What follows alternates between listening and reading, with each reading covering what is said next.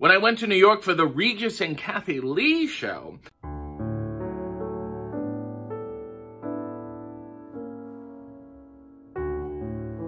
good evening. I am RJ City, and this is RJ Reads Wrestling Books. Non-fiction, fiction, fabrication, reality.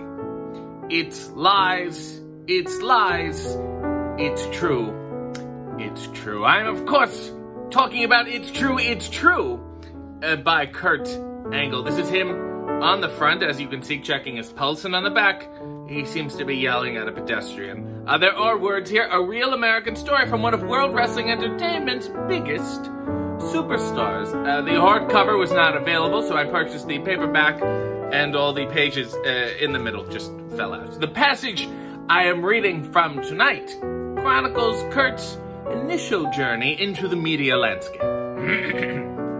So we begin. For about 6 months, my gold medal was an industry all by itself. Everybody wanted to rub elbows with a gold medalist, and they were happy to pay for the opportunity. So I was hustling my ass off, making as much money as I could. I had sponsors, commercial deals, motivational speaking, appearances, whatever I could do to make a buck. Sometimes I had as many as 8 or 9 appearances or meetings a day. I would start at 7 a.m. and go to 10 at night. I did a lot of motivational speaking at high schools. I'd hit as many as 5 schools in one day, driving from one school to the next. Within the first 8 months, I spoke at 260 schools, and I really enjoyed that. I had a message I wanted to get out to kids. I was proof of what you could do if you dedicated yourself and made sacrifices. I told kids they shouldn't be afraid to put in long hours studying, training, whatever they needed to do to follow their dreams. The feedback I got was great, with one exception. I agreed to speak to the Boy Scouts in Pittsburgh, but a conflict came up and I wasn't going to be able to make it. So the guy in charge asked me to make a tape. I videotaped myself speaking for about 20 minutes and I sent some autographed photos with the tape. He watched it in his office and thought it was great. Then he rewound it all the way to the beginning, and that turned out to be a problem. I didn't realize it at the time, but when I taped myself, I didn't rewind it to the beginning.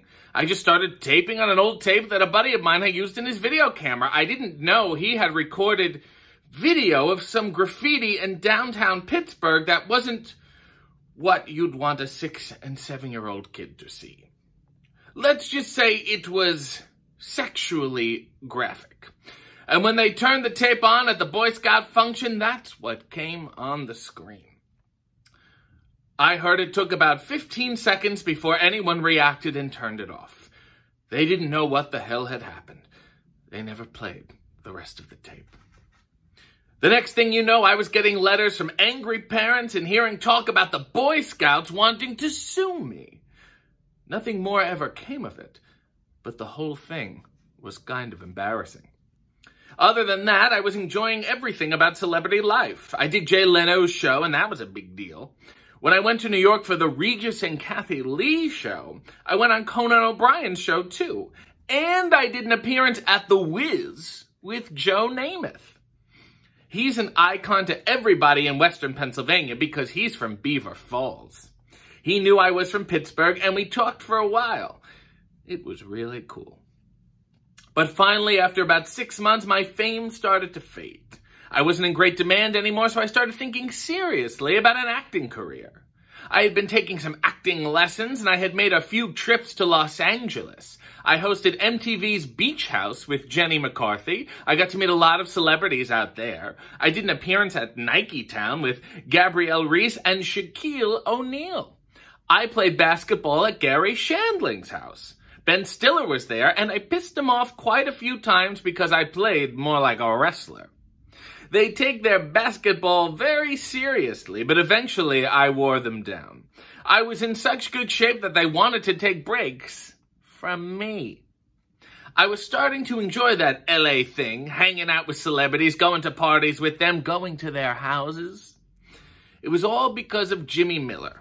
He and his brother, Dennis Miller, the comedian, grew up in Pittsburgh with my brothers, and Jimmy is a Hollywood agent. He represents Sandra Bullock, Jim Carrey, the Wayans brothers. He was really good to me. He got me back on the Leno show after they canceled me once. They were mad at the time when they found out I had gone on Conan O'Brien's show already. I didn't understand it, since both shows are on the same network, but they were all pissed off about it. It was the same way with Leno and Letterman. After the Olympics, they both wanted me to come on, but they said they wouldn't take me if I went on the other show first. I decided to do Leno. But I did Conan O'Brien's show first because I was in New York right after the Olympics. Anyway, Jimmy Miller has a lot of pull in L.A., and he made a phone call and got me back on the show. But don't take my word for it. Guests of the RJ City Show, subscribe to his channel, follow him on social media, and buy his t-shirts at prowrestlingtees.com/RJ City.